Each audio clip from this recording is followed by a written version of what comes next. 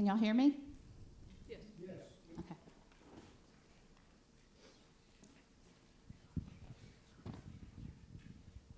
So good afternoon. Thanks for coming out on this beautiful day to the Six Bridges Book Festival. My name is Marcy Bynum Robertson, and currently I am the Grants Manager for Vera Lloyd Presbyterian Family Services. And today here with me is Betty Martin, and she is the author of the book we'll be discussing today, Snake Eyes. And can I get just an informal poll of who's read the book? Oh, good. I think your fan club is here. Thank y'all for coming. So we expect y'all to pitch in and contribute. So when if we hit a lull in the conversation and you have a question that does not give away too many spoilers, we'd appreciate. So one of the things that I like to do, as it's my curator historian background, I like to put a book into the historical context because I think that can tell you a lot about, it gives you a lot of deeper background into what's going on. So the events of this book take place in 1966. The 60s are called the decade that made America, or the decade that really defines America. And of the 60s, 1966 is the year that defined the 60s. So it's such a dichotomy of occurrences. You have Ronald Reagan was elected governor of California. The first artificial heart was transplanted. You had, this is one of my favorites. So Frank Sinatra won the Grammy for Album of the Year the same year that the Beach Boys released Pet Sounds, the Beatles released Revolver, and the Doors released The Doors. So think about that. It's kind of like when things were shifting from Frank Sinatra and Elvis Presley to the 60s and 70s psychedelic music. The Sound of Music won the Oscar for that year in the same year that Truman Capote released In Cold Blood, which we know is made into a successful movie. So those are some of the things that were going on historically. Also, the casualties in Vietnam tripled that year, and the anti-war protests were kind of mobilizing at home at that point. So now I'd like to introduce Betty, and she can tell you a little bit more about herself, because I can tell you that her work experience, it runs the gamut. It sure does. So she has done a whole lot, starting out with parks and tourism, as I guess your first grown-up job, you would say? Research. In research, what a surprise. And then you went into nursing, you have been in banking. Well, actually, I went from parks and tourism, then I was director of the YWCA in Hot Springs, then I segued into bank marketing, then into advertising, then to the Arkansas Times, Channel 7, the Arkansas Democrat Gazette, and that's when I decided to go back to school and get another degree in nursing. And I've traveled the country for the past over 20 years as a traveling operating room nurse. And thankfully, by the time COVID hit, I couldn't work anymore, thankfully, because I had to finish my book. And so if I was still out there working, this book wouldn't be here today. And you're the incoming president of the Garland County Historical Society. Which is a pretty active historical society. Very in Hot Springs, States. one of the best we've been told in Arkansas, Mm-hmm. and we're very proud of it. We've digitized over 40,000 photos, and we stay busy. We're open Monday through Friday from 9 to 1 every day, and then we're still working later, but it's a great group and a hard-working group of people and volunteers. Well, Hot Springs is such an interesting town, and to me, I'm a native Arkansan, and to me, Hot Springs, Eureka Springs, and Mountain View are all kind of these little hamlet towns that are kind of set apart from the rest of the Arkansas in terms of our state character, I think. And I love all of them. I don't think Heber Springs fits into that, but the other springs do, you know. I agree. So to me, it's such an interesting history because you had, in the 20s especially, you know, in the 30s, you had the gangsters coming in, and you had Al Capone, you had Lucky Luciano, you had Oni Madden, who had married and settled there. So those are three pretty big-time gangsters, and yet the main character, one of the main figures that Biddy discusses in her books, is kind of known as the boogeyman of Hot Springs. How bad a person do you have to be the boogeyman when you're compared to someone like Al Capone or Lucky Luciano?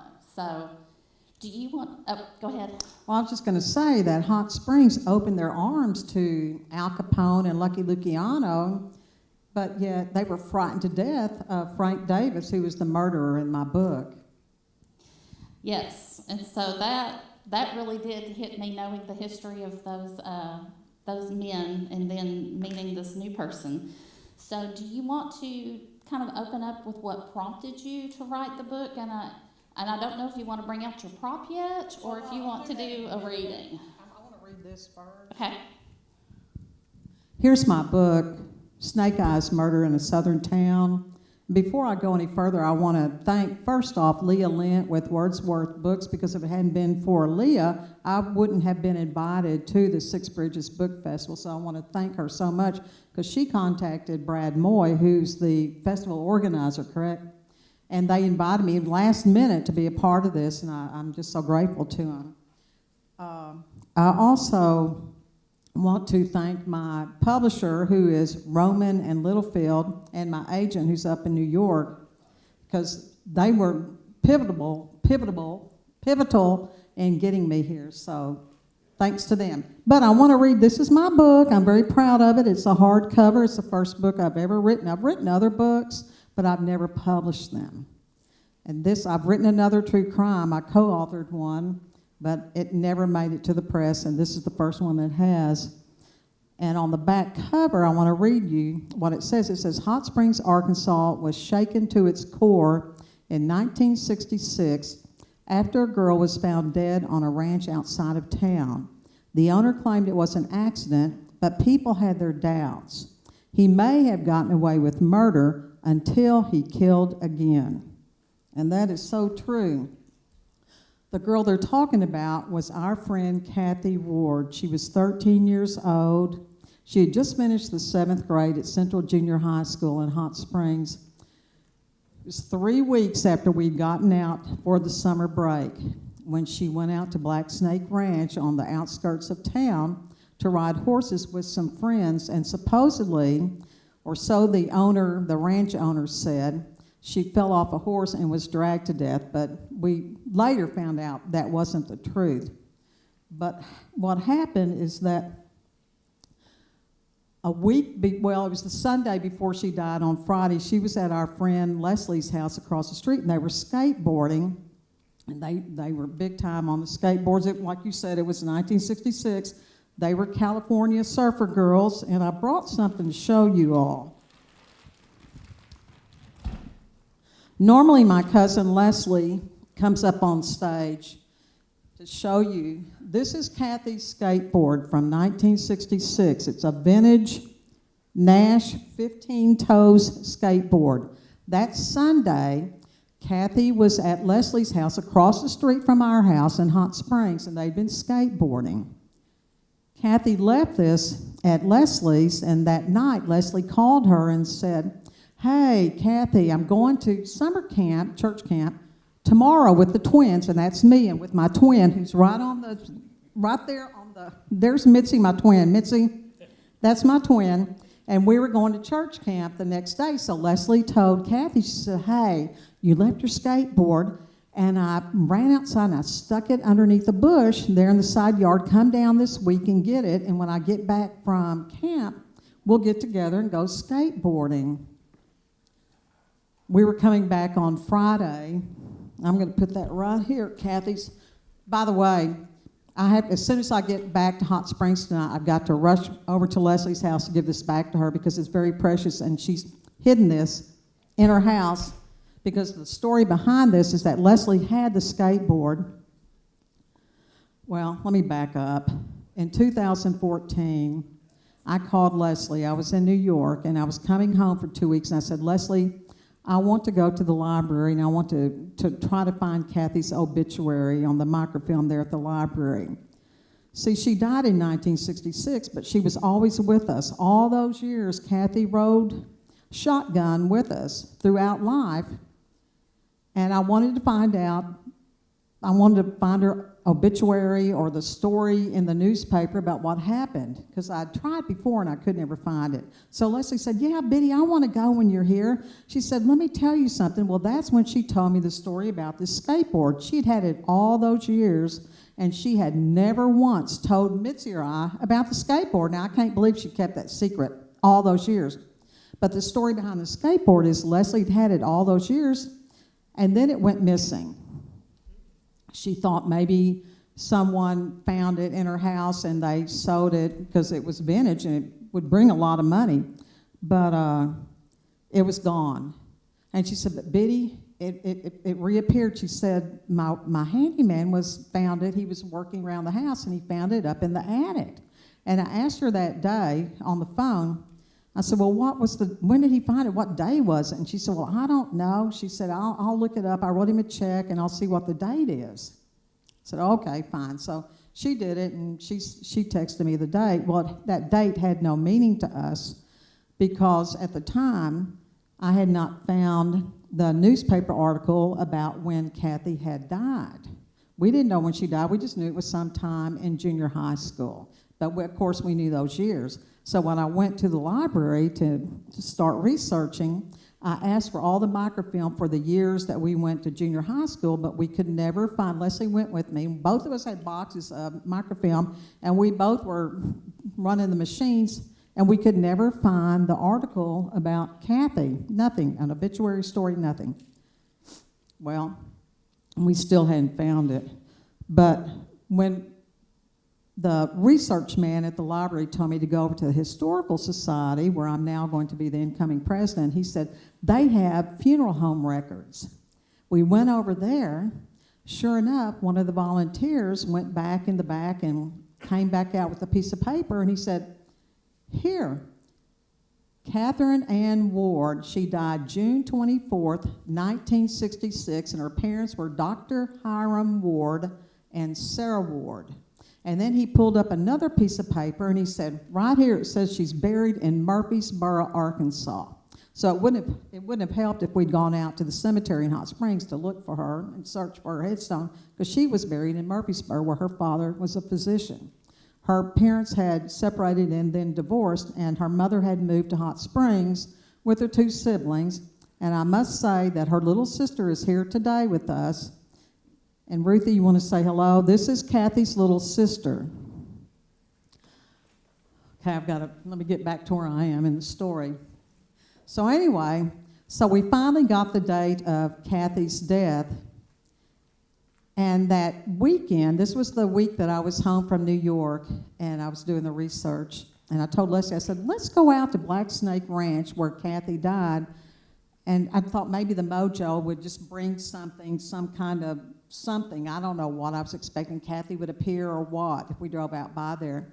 But Leslie and I drove out the Mountain Pine Road to Blacksnake Ranch. And as we got to the intersection of Mountain Pine Road to Blacksnake, on that intersection there, I looked to the right and there was a big sign that said Ward's Country Store. And I looked at that and I said, Leslie, look at that. What? We both looked at it and we both kind of got the shivers. And Leslie said, that's not them. They wouldn't have a store. They're not living here anymore, but they wouldn't have a store anyway. But what's the odds on there being a sign at that intersection with Ward's Country Store? Kathy Ward, it freaked us out. So that was on Saturday. On Sunday morning, I was reading the Sunday newspaper and it hit me. I thought, wait, Leslie sent me the date of Kathy's death, and it was in the text. I went and got my phone, and I scrolled through Leslie's text messages and found the date that she sent, and she just sent a date. There was nothing that, she didn't say this is when it had, this isn't when he found Kathy's skateboard, it was just a date. I looked at it, it was June 24th, 2014. This skateboard reappeared on the 48th anniversary of Kathy's death, and that was proof to me that she wanted this story told. Thank you. Did anybody else get chills when anyone else get chills when they read that? Yes, and the pictures, we don't have the photos today, but if you buy the book or check it out, you can look at the photos, which are very good and help kind of tell the story. So now that you have been prompted to tell this story, and talk a little bit about your research, because I love research, and your book has such great resources.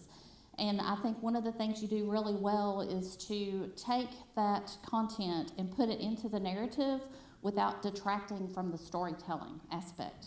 And I think especially when you get to the courtroom aspect of it, you talk about the conversations with the attorneys and the testimony, and then you kind of slip in a little explanation of, this means that the state, whatever. So I really appreciate that. But can you talk a little bit about kind of some of the, I understand that you ran into some kind of dead ends when you initially started doing the research on this. There were a lot of problems because, first off, the funeral home had burned, so they didn't have the records, anything about Kathy's service. The sheriff's department didn't have records back that far. The coroner didn't have any records. There was nothing in the newspaper. It took probably 2 or 3 years before I actually found the story of Kathy's obituary, and the way I found that out is I wrote a letter to the editor in the Hot Springs paper and said, does anybody have this date of a newspaper? Well, back then, I guess I just didn't think about it. Back then, Hot Springs had, the Hot Springs Sentinel Record was the morning paper, and the New Era was the evening paper and weekend paper. Well, in Hot Springs at the library, we only have the Hot Springs Sentinel Record microfilm. The New Era microfilm is over here in the Arkansas, well, I still call it the History Commission. What is it called now? The History Commission, the Arkansas History Commission. They have a new name, some fancy name now. I don't know. Becky, do you know what it is? You know? Okay. But anyway, someone called me. They said, that story is probably in the New Era, and they have the New Era over there in Little Rock, and we came over here, and sure enough, there it was on that date on the microfilm. So that's how I was able to get the story about Kathy's accident, fatal accident, which that story served also as her obituary, because I looked forward and backwards, and there was never an obituary for her, because she was buried less than 24 hours after her death. Right, that's one of the notes that I wrote down, that she had a closed casket, even though her physician father wanted to examine her injuries, you know, because he wanted to see for himself what kind of injuries she sustained. And then there was an 18-day investigation after that, I believe, and then it was just ruled accidental death. Do you think that, given the more advanced forensics techniques, and maybe we're a little more suspicious now, especially when a young person passes away, do you think that they would have done more forensically or investigated more if this had happened in later years? I do, but I think the murder of Frank Davis had just snowballed the sheriff's department. Now, Dr. Ward told me, and I think that Ruthie would agree, that he was suspicious from the get-go. Right, Ruthie? He was, but I guess he didn't want to push the point, or he just didn't want to stir up trouble about it. Well, I mean, as her father, that would have to be a very painful situation. You know, it would be hard to remain objective, and people might look at him like he was just doing that because it was his daughter, I would imagine.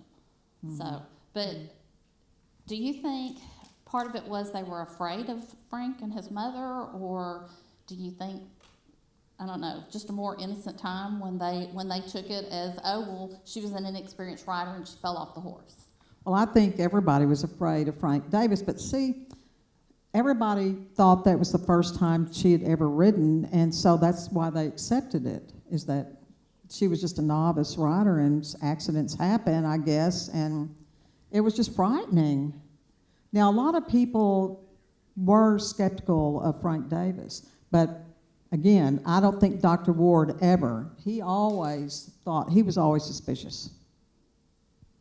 I just think in small towns, I grew up in Searcy, Arkansas, and even as a child in the 70s, yes, I'm dating myself here, there were people that you just knew in town that your parents didn't want you to associate with. And from the quotes in the book, it sounds like a lot of these parents, or several parents, whether it was hindsight or not, they told their daughters especially, stay away from that ranch, stay away from that man. So why don't you talk a little bit about Frank and his background, because I think that really kind of sets the stage for what happens. Okay, and then I also want to bring in Betty Jo, a friend of Kathy's. Frank Davis at the time, I don't want to give away too much, but at the time Frank was around 42 years old. He was married to his fourth wife, and he was basically a mama's boy. That's, wouldn't you say, from what you read? I had trouble, I mean, some of the time I thought he was a mama's boy, but then some of the time I thought that maybe she was intimidated by him as well, honestly, into covering some for him. Well, he was a very gregarious person, and even at a book club that I went to probably a month ago, it was an older group of women, and a few of them had friends that knew him. They said, oh yeah, he used to stop by and visit, and we really liked him. So he had a way with women. He had to if he was already on his fourth wife. And she was how old when he was? She was half his age. She was what, 19 when he they liked married? young women. Every time he married, they were much younger than him. Yes. What'd you ask? So I think she was 19 and he was in his 30s, right? Right. Yeah. Uh-huh. And what's so odd about that? Now, there's a lot of coincidences that happen, but when Frank married his fourth wife, he married her the very day that his divorce from his third wife was final. And where did they go get married? They went up to Murfreesboro, Arkansas. Now, why would he do that? That really bothered me. And I'll tell you later what I found out this year, and I finally found out the answer to that. Because Hot Springs would be a place where you would think people would go. But he also, go to get married, but he also, his third wife had shortly announced that she was going to have a second baby, and he said, well, that's too bad because I'm divorcing you because I'm marrying my new girlfriend. Mm-hmm.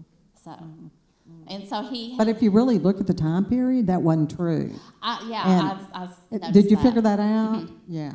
The But that's what I was told by his third wife's employer. Mm-hmm. Yeah, so that's the kind of person that we're dealing, you know, he's quite the ladies' man, he's a charmer, but he has a hair trigger. When his second wife tried to escape him, he went outside and slashed all of the tires on her car. So the next time she decided to leave him, she didn't tell him. She just left. So he had been honorably discharged from the military for some health reasons, and so... This man had a college degree in agriculture, one of the Texas, I think it was Texas A&M. I get Texas A&M and Texas Tech mixed up, but one of those. But he had a degree in agriculture, and he was a crop duster. He wasn't a stupid man. He was just given everything. His mother just babied him. Right, and so his mother set him up at Blacksnake Ranch thinking that that would kind of give him some responsibility, but then later on, she tried to say, oh no, well, I had to do all of it for him. You know, he wasn't responsible enough or wasn't responsible for his actions, which kind of helps to set the scenario for what happens with his fourth wife and the successive court trial. So if we can do, I'm trying to figure out how we can do this without giving away too much, but the next murder, so Kathy's murder went unnoticed, uninvestigated, and so then... Well, they investigated it, but they claimed it was right. an accident. Right, yes. it was ruled accidental, and so can you get into a little bit of what happened with the fourth wife that kind of drew attention back?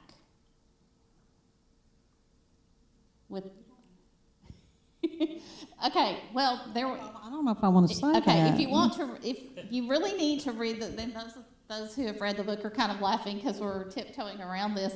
There are I some don't very wanna- interesting inciting events that result in the case being examined again. So, and there was court case and Well, what do you want me, just, excuse me, y'all, but what exactly, because we're, like we say, we're tiptoeing around the story here, and I don't know what she wants me to tell you, but, well, I mean, it does say there's another murder. well, yeah, he did murder his fourth wife in a public venue, and it's In front of his children. yeah. And her young son, well, he was a baby then. He's the only one that's still alive, and he's the nicest young man, but he was sitting in the front seat when his mother was shot by his father. And so, as a result of some of his background, like the honorable discharge and some of the potentially psychiatric drugs and painkillers, and he was drinking, and Oh, so okay, some yeah. of these helped to set the stage for a not guilty by reason of insanity. So, you want to talk a little bit about maybe a little bit about some of the court case? Well, actually, I think his mother, some of the information that his mother gave, I think, was very damning, don't you? I do. Well, the guy was obviously a kook, and that's what's so great about this story in that one section, because she tells, and some of the witnesses that wrote letters and went up on the witness stand, but here's one of the crazy things that he did. He, at one point, between Kathy's death and between her death and the murder, he went out and did something crazy that I don't think I've ever heard of. Can I tell the car story, or do you think that's giving too much away? No, I think that's a good one. He went kind of berserko, and he went out in 1 week. How many of you all know somebody that will go out and not buy one car, nor two cars, but 3 cars in 1 week? Nobody. But Mama bought him all these cars. Now, to me, that's just insane. Well, it shows that he had some privilege there, and Yeah. that, as we know, money does talk in the legal system, unfortunately, still. And so some of that kind of shielded him from consequences of earlier actions. I think Frank Davis, who was the murderer, his whole problem was his mother. She paid for everything. She bought him a ranch, and one of his friends told me that she had bought him 25 to 50 horses. Now, who needs 25 to 50 horses? I don't know. But she bought him all these horses, and he said that he had stabled all over Hot Springs. So then she bought him a ranch up on Cedar Glades. A little bit later, I guess they got rid of that ranch, and they bought Blacksnake Ranch. She bought that for him. But everything he wanted, his mother bought him, and that's the whole problem right there. He was 12 years old, and he had his first drink. He was an only child. They lived in Texas, and they moved to Hot Springs. Just like Kathy's mother moved them to Hot Springs from Murfreesboro.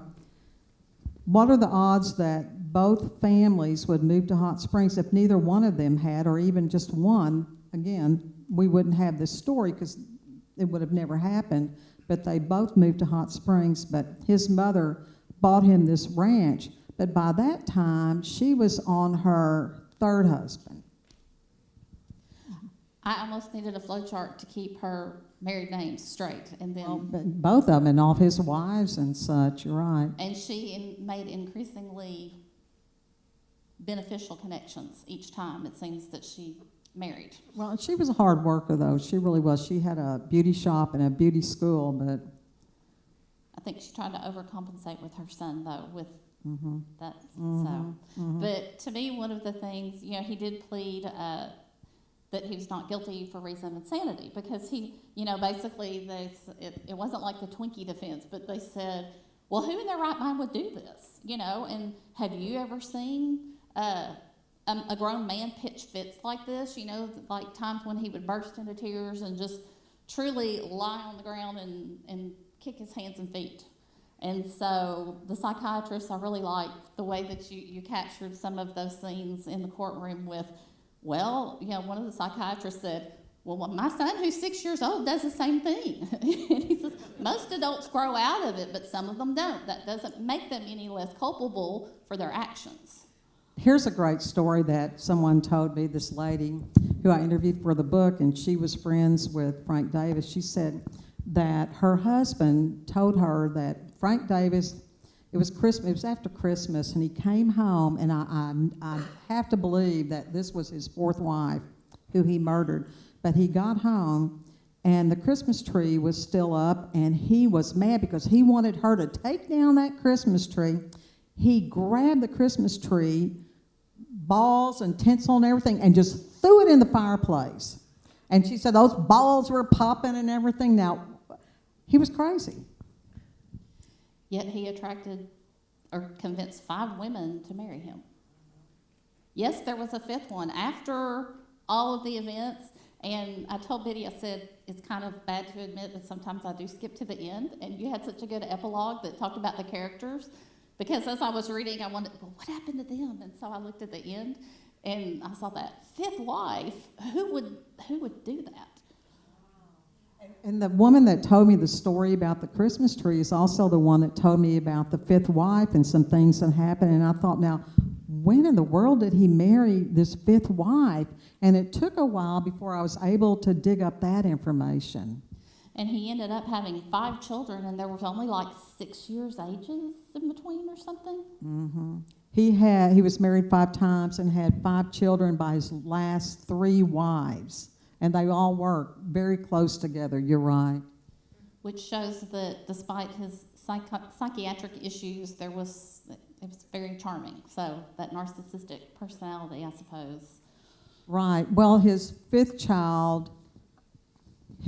wife was already pregnant with his 5th child the night that he murdered his 4th wife. Yeah. Can you follow that loop? Yeah. Like I said, there were times when I needed a flow chart to connect some of these folks, and like Kathy's dad ending up his 3rd wife, and some of those things I had to think back. Now, who was that? So it's very interconnected. It's like Arkansas. I had a boss one time tell me Arkansas is a very small town. So, and this is very true and that means you also have to be nice beyond just being nice, because you never know whose cousin you might be speaking with. So what do you feel like there's been a lasting impact on this trial? Like we said, we knew that he was kind of the boogeyman, and I suspect that parents always warn their children, if you don't behave, he's going to come after you, or, those terrible things like that. But do you think there's been a lasting impact? Yes, and I just want to go back to what I had mentioned earlier. And you talked about Dr. Ward's 3rd wife. Kathy had a really good friend, Betty Jo, and Betty Jo was invited to go out to Blacksnake Ranch the Friday, June 24th, 1966. But Betty Jo's father knew Frank Davis, and he would not give her permission to go out to the ranch with the girls. And Betty Jo was so upset. That day she said she would just cried, and all of her friends were out there at the ranch having such a great time, and she was upset because they were her friends and she wanted to be with them. Well, that night, her father received a phone call from his cousin who lived in Murfreesboro, the Kirby area, but she happened to work with Dr. Ward at the hospital. Ruthie, what did you say her title was? Was she Okay, a CNA. She was a CNA. But Betty Jo's father's cousin was this nurse's aide that worked for Dr. Ward, and she was, did you say she was friends or not with his 2nd wife? They were acquaintances. Okay. Well, somehow Janice heard about Kathy's death, so she called her cousin, Jimmy Tucker, who was Betty Jo Tucker's father, to tell him, because she knew that Kathy Ward and Betty Jo Tucker were good friends. She wanted him to know about Kathy's death. So Betty Jo's father went in to tell her, and of course Betty Jo's world was just turned upside down.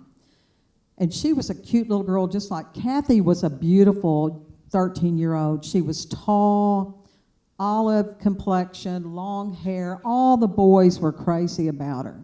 Well, Betty Jo was cute. She wasn't as pretty, I don't think, as Kathy, but Betty Jo's world was just turned upside down, like I said, and I really believe that she suffered survivor's guilt because she always felt that if she had been out there at the ranch, if her father had given her permission, that Kathy would still be here today, that she would be alive, because she doesn't think that what happened to her would have happened to her if she had been there. But as it turns out, Betty Jo's father's cousin that called her that night became Dr. Ward's third wife. I think my jaw dropped when I read that sentence. There's just so many coincidences that happen. It's just unbelievable. It really is. Are there other coincidences you'd like to mention? Or did you want to read the last chapter that we talked about, which does not have spoilers, but it's kind of a nice, or we could take questions. Oh, here's one. This is a weird coincidence. The night that Kathy died that afternoon, she had planned a bunkin' party, and she had invited some of her girlfriends to come. And one of the little girls that was supposed to be there turned out to be the daughter of the man who was the deputy prosecuting attorney of Frank's murder trial. Now, I think that's odd. We're not that small a town that would be. But do you see what I'm saying? Yeah, I thought that was real odd. There was a Bermuda Triangle of homes in Hot Springs involved in the second murder. The man, Mr. Peak, who owned the Redbird Laundromat and service station on Central Avenue, which is right across from the racetrack, he lived on Henderson Street in Hot Springs, which is just right across the racetrack. If you know where Rocky's Pizza is, it's a street that runs besides Rocky's. He lives on Henderson. Frank Davis's mother lived right down the street from Mr. Peak, a few doors, cross the street and down a few doors. Then you go a block away, and there lives the fourth wife's who was murdered. Her aunt and uncle lived on that corner, so that was like a Bermuda Triangle. Now, what are the odds on that, just right there in Hot Springs? I thought that was real odd. And a lot of the names to me, with some background in Arkansas history, were very familiar, like Judge Britt, who his brother was Footsie Britt. No, I think Becky was that his cousin? Footsie was his cousin. Governor Footsie Britt. What'd you say? Uncle, but it could have been cousin. I think it was a cousin. So, because when I first saw Britt, I was like, is that Footsie Britt? You know, Governor Rockefeller's lieutenant governor. So. A lot of prominent names, the attorneys, names that you still see associated with Hot Springs in some cases. So, well, Jack Holt was. Irene Davis hired the best attorneys, the most expensive attorneys. And they were all very along sharp. The way. They yeah. were very sharp. I mean, it seems like from your description, they were jumping up to object to almost everything that the state put forward. But I think the state did an excellent job also. I think that they put the facts out there and no subterfuge, but I think that they did a really good job. Are you want to take some questions, if there are any questions from the audience? Sure. Are there any questions? Ruthie Ward's here. Would you like to say anything or contribute any thoughts or? Well, it's not really funny, but the skateboard, I had one too, and a few months, probably about 6 months before this happened, she had fell and broke her arm, so our mother took our skateboards away, and I was so angry because I kept telling her, I didn't break my arm. I'm not going to break my arm. She wouldn't give me my skateboard back. And so I didn't know until after this book came out that she had gotten her skateboard and was using it still, and it's just like, how dare she? But I was only 10 years old when this happened, and it was really traumatic. The family didn't talk about it with me. They thought, you know, don't tell her anything, silence. They thought they were protecting me. And so I'm really thankful you wrote this book.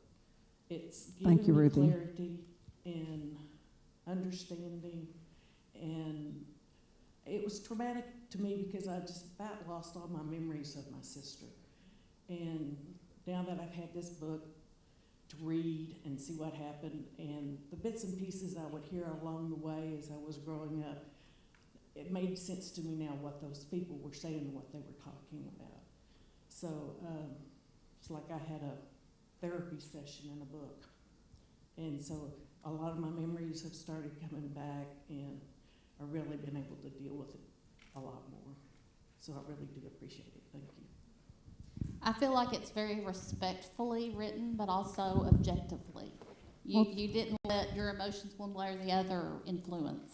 Well, thank you, and thank you, Ruthie. And that's one thing about this book is that we wanted to tell Kathy's story. That was the main objective of this, because Leslie said, I don't want Kathy to be forgotten, and she's not. I'm just amazed because I have been speaking since March. My book came out in May, in mid-May, my book came out, and just immediately the phone started ringing, and it hasn't stopped for me to come and speak to groups. And just this week I got a phone call, or an email rather, from the Bella Vista Public Library. They have a true crime club up there that wants me to come up there. But I've been speaking to book clubs, to organizations, at festivals, and so now Kathy Ward will never be forgotten. It's giving me chills, and I'm getting emotional. But I always wear this skateboard when I go speak about Kathy. And I have this skateboard necklace, and when Leslie's with me, she always wears her skateboard necklace too. And when I wear it, I know that Kathy's here with us, and she's here with us now, and thank you so much. Well, thank you. And I think did you have a story you wanted to tell about the cover of your book, and then maybe read Sure. the last chapter? Sure, I'll tell the story about that. The front cover of this book, if you can see it, it's the Southern Club in Hot Springs. I don't know if all the Hot Springs people know the Southern Club. It was a casino in Hot Springs, and it's now the Wax Museum. But the story behind this cover is that I told you I'm a twin. Mitzi and I were preemies, and I spent the first 6 weeks of my life at St. Joe's in the nursery. Mitzi was only there for 3 weeks, and she gained 5 pounds and was able to go home, but I was there for 6 weeks. And I know that while I was there, every night the nurses were rocking me while the Southern Club was rocking down the street. But what happened is that years later, when we were kids, Daddy would take us for drives through downtown Hot Springs, and Mitzi and I would always be in the back seat. And whenever we get up to the Southern Club, Daddy would point at the sign, and there was this can girl. I don't know if you can see the can girl on there up on the marquee. But Daddy would always point to it, and he'd say, when the legs are kicking, that means the coast is clear. Come on in, because gambling was illegal back then. And that was the sign, and I always remembered that. Well, Mitzi and I went to the Southern Club for the first time when we were probably around 10 years old. Our father and mother were good friends with a movie star, Gail Robbins, who was Betty Grable's understudy at 20th Century Fox. There's a long story behind that, but it happened during World War II when Daddy worked with Gail's husband at a defense plant, and Daddy was the manager of the plant, and Gail's husband was an engineer. But she was on hiatus from a movie, and they were in Hays, Kansas, and they decided to get married. And our big sister was their flower girl. Our big sister was much older than us. So fast forward from the 40s to the mid-50s, our big sister was on Place the Face, if anybody remembers that show where they would have celebrities. who they would have 3 celebrities on a show, and each celebrity had 3 chances to figure out who was behind the screen and what they had to do, where they figured into their past. Well, our big sister was her flower girl, and mom and dad were out in Hollywood, so that's the Hollywood story. Then come to the 60s, so we never knew Gail, but of course, mother and daddy stayed close to her and her husband. In the 60s, Gail came to Hot Springs, and she appeared at the Southern Club. And mother and daddy took us to her early dinner show downstairs in the bar and grill down there. So that was our first experience with the Southern Club. When I look back at that, I can only think that when we were little kids and Daddy was driving us through downtown Hot Springs and pointing up to that sign, I really think he was saying, Biddy, someday you're going to write a book and that's going to be on the cover. And that's my story. That's a great snapshot of Hot Springs when you have like the Vapors or the Vespers, the Ohio Club, and some of those historic places, most of them gone now. Yeah. But so did you want to read the last chapter? Or does anybody else have questions or want to make a comment? The last chapter is kind of short, and it's not going to give anything away, but it kind of is a nice closure.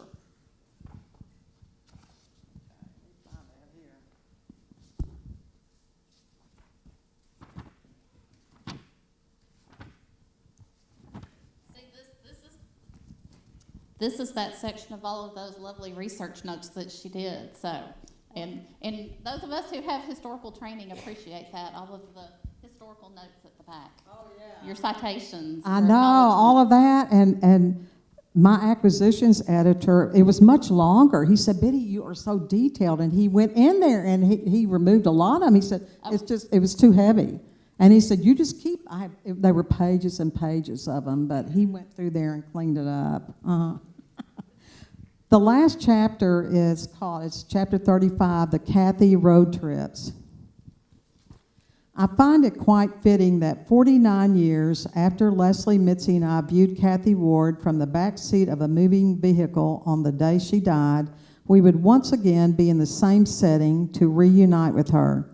During those decades, we hadn't known Kathy's burial site, nor had we searched the local cemeteries. But that was before the 48th anniversary of her death in 2014 and the eerie event that brought her to the forefront of our attention. In 2015, we were on our way to Murfreesboro to find Kathy. Our hour-long trip began with memories of her. It's remarkable how vividly we could picture Kathy walking down the street in 1966. I marveled at the facts that over all those years, we still had the image of her walking home and me leaning out of the back window of Mrs. Letha's Rambler sedan to wave and holler, "Hi, Kathy." Why that scene remained with us is unexplainable, especially after research showed Kathy was already deceased at the time. But somehow we saw her that day, and the mental picture has been stored in our minds like an online digital photo file. Her death made an indelible mark on us and others, then rippled outward, depending on the closeness of the contact. We were all swept away with grief and fright and were pulled out of our once comfortable childhood existence as if caught in a high tide. However, personally, it touched our junior high school classmates. It also reached kids throughout town, our parents, and the community at large. Kathy's death had become a personal experience on many different levels. Most everyone in our town had been touched, with the sadness, fright, and disbelief of something so tragic happening in our happy-go-lucky town, built on the premise of luck, chance, or skill. On the drive west, we didn't discuss the one similarity we shared with Kathy, how she had an older brother who was just as smart and nerdy as ours. They all had their quirks. Leslie's collected Beatle albums, never drank Cokes, and became a doctor. Ours talked to ham radio enthusiasts around the world, won science fairs, and later was on a 3D camera design team. And Kathy's was a percussionist in the band and a Boys State delegate who became an engineer. Our three brothers weren't as quick with a smile as us and definitely never went to a Y-teen dance. Other than our brothers, our home life was so different from Kathy's. We never knew what it was like to not have a father at home and a young mother who was trying to forge a happy existence away from her home and children. We hadn't known what it was like to be uprooted from a core family and dropped into a neighborhood and school with kids who were second and third generation residents. We couldn't have understood her pain trying to fit in with school friends while hiding a dysfunctional home life, but she did a great job and had surpassed all her obstacles and come out victorious by June 24th, 1966. Now, 49 years later, Leslie, Mitzi, and I arrived in the middle of Murfreesboro, which had the feel of a stop on Route 66. Stores selling crystals, assorted Cracker Barrel type goods, ice cream, and hardware lent a small town charm to the rustic, outdated, rural community.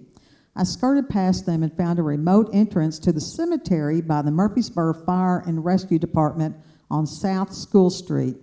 Pulling through a gravel parking lot, I parked behind their building, which stood sentinel to the eastern plots, where we spotted the huge Ward monument. Jumping out of the car and heading that direction on foot, we found Kathy's small headstone 2 rows away. I had always noticed the sweet baby section at my parents' cemetery in Hot Springs, and for some reason, I had envisioned the same for Kathy. But no, that wasn't the case. She was in a regular plot near her grandmother, Ruth Lilly Ward, who at her death in 1992 at the age of 91, had outlived her granddaughter by a quarter of a century. Then I was surprised to see Kathy's headstone. I had pictured it with an angel near her name or something sweet like a rose or little bird, but that also was fictional on my part. It bore 3 somber lines, her name, Catherine Ward, along with her birth and death dates. In fact, the entire cemetery, void of trees, rolling hills, or lush lawns, was a bit disappointing. It was simply a field with an old wrought iron Murfreesboro Cemetery sign above an overgrown entryway on the northern side. I felt sorry for Kathy in her flowerless grave, but at least she was with family.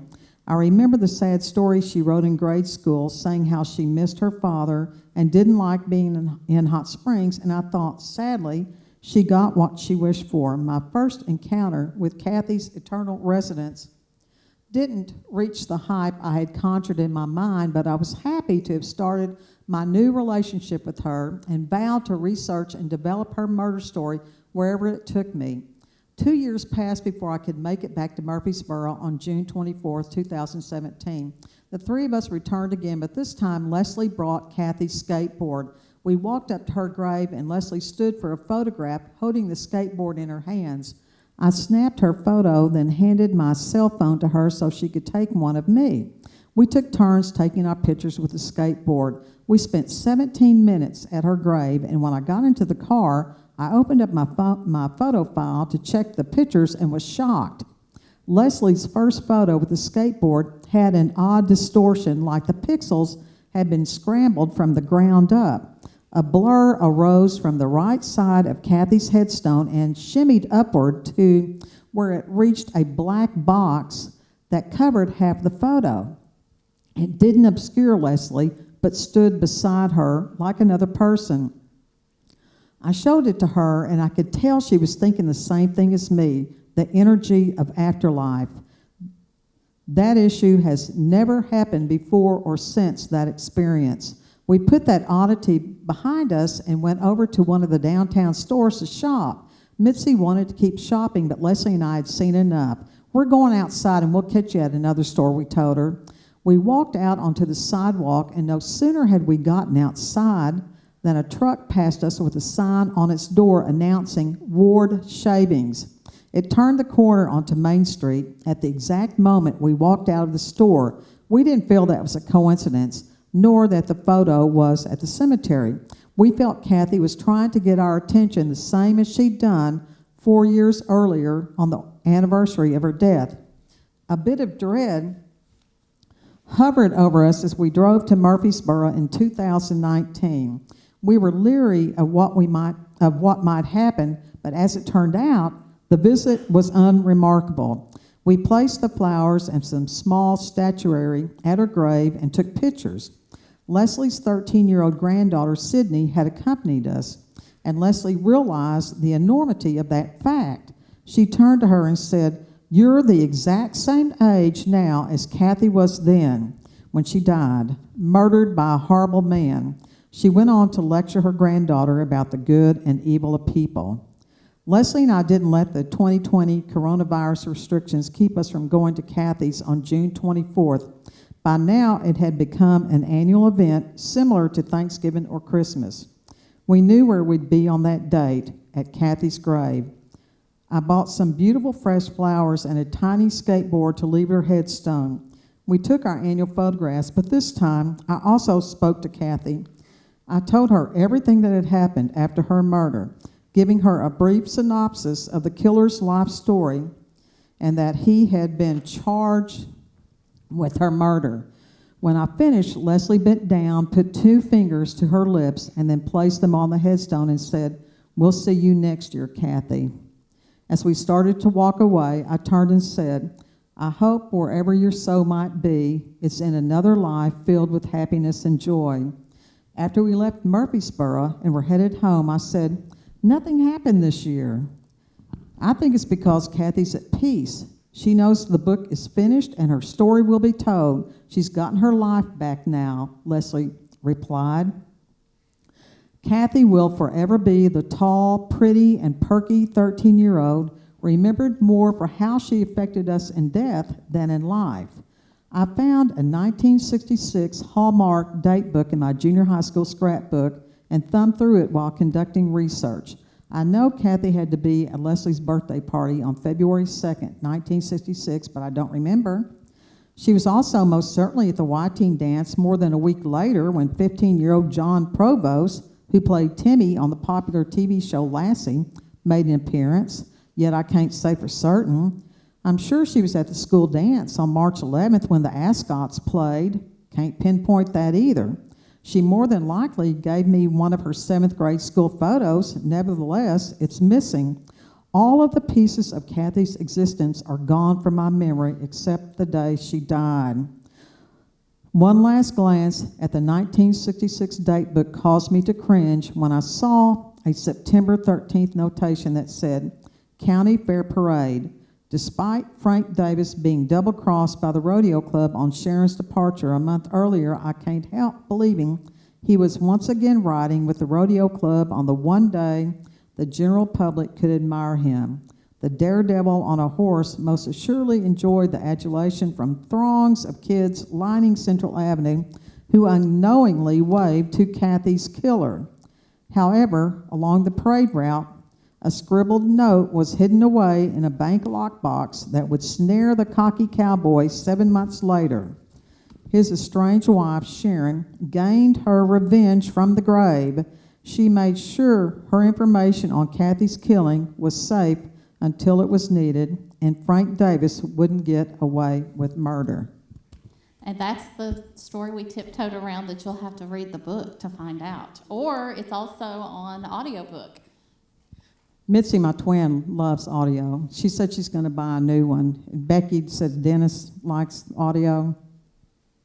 And you had to give them lessons, some Yeah. elocution lessons with Yeah. Arkansas name. I was actually this past Christmas, in December, I was in New York, and my acquisitions editor called me, and he said, "The narrator for your audiobook, she's in Atlanta, and there's 21 names she can't pronounce." He said, "I'll send them to you. I'll send you a list, and I want you to call her and leave the pronunciations on her voicemail." And I did that when I was up in New York, and I had to laugh because you all aren't from Hot Springs, but we were very ethnically diverse, and we had Italians, Greek, who all we have there? It just every nationality you can think of, but Schweer Cadillac, she couldn't pronounce Schweer. Bear, he was a judge, that's spelled Hebert. Gigerich, Avondale, I couldn't believe she couldn't get the Avondale, but there were 21, but one of them was Washita. Yeah, that's the hardest, yeah. And probably Delight and El Dorado weren't even on that list, were they? El Dorado was, and she did pronounce it wrong because someone told me that recently. Well, you know, Kentucky has for sales Kentucky, so we can't say a whole lot. So thank you for coming out today, and if you have books, Biddy will stick around a few minutes to sign them. And Thank y'all so much. I know that it's a beautiful day outside. You'd much rather be out there than inside, but thank you so much for coming today. But thank you for supporting the festival and supporting your local Oh, library before you system. leave, I want to tell you about one thing, please. I'm giving a plug for our Garland County Library, but if you can help me hold this. The Garland County Library will be holding the Hot Springs True Crime Festival. It's the first weekend in November, and there's some really great events going on here. Mara Leverett's going to be speaking on Saturday night. There's going to be some films, and it's really going to be, I think, a really neat event, and I think it's the first of its kind here in Arkansas. So if you're interested, look it up online at the Garland County Library on Facebook or whatever, and True Crime Festival. Hope to see you there. Thank you. Thank y'all so much.